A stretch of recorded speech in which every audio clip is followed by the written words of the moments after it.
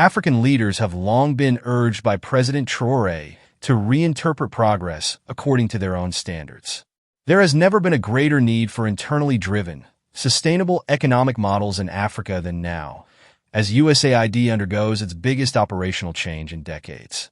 By starting to remove USAID staff from abroad positions, the Trump administration has taken a bold move.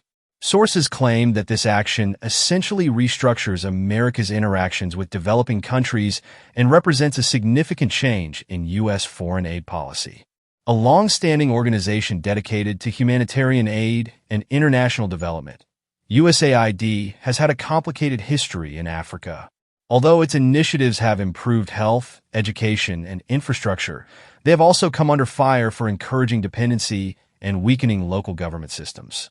The agency's withdrawal by the weekend was announced, marking the conclusion of a larger ideological movement spearheaded by President Trump and his powerful advisor, Elon Musk.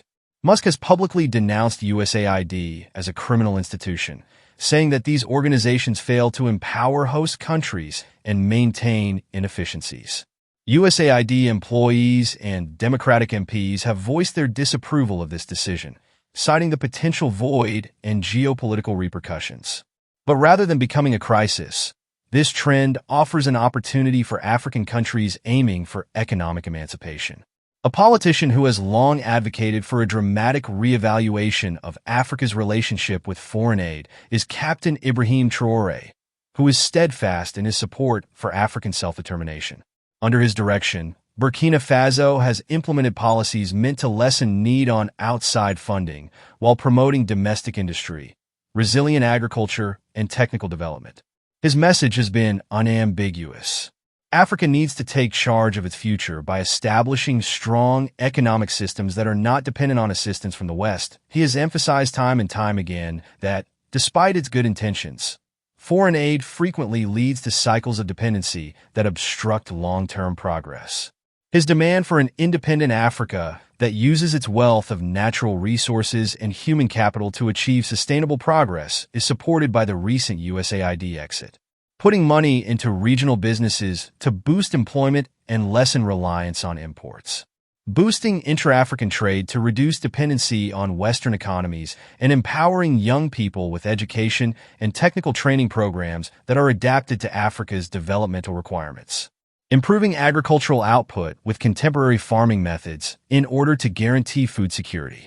Although the USAID withdrawal presents difficulties, it also encourages countries like Burkina Faso to quicken their efforts toward independence. Section 3.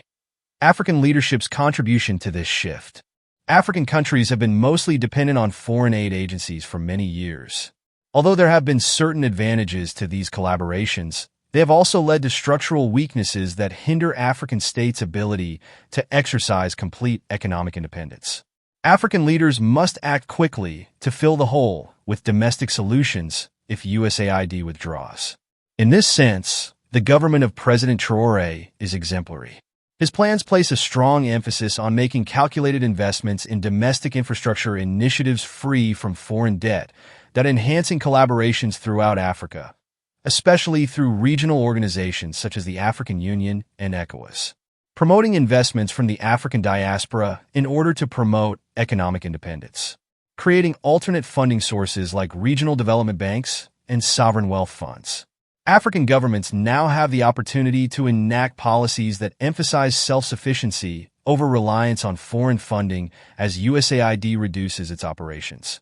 The international community has taken note of the fact that countries can generate more attraction by rerouting resources into important industries. By the weekend, the Trump administration plans to remove USAID employees from their overseas assignments. According to 3 people with knowledge of internal planning, the State Department has begun the process of withdrawing all U.S. agency employees stationed abroad by this weekend. According to a new directive posted on the USAID website and distributed to all agency employees, the Trump administration is placing all employees of the United States Agency for International Development on administrative leave as of 11:59 p.m. on Friday.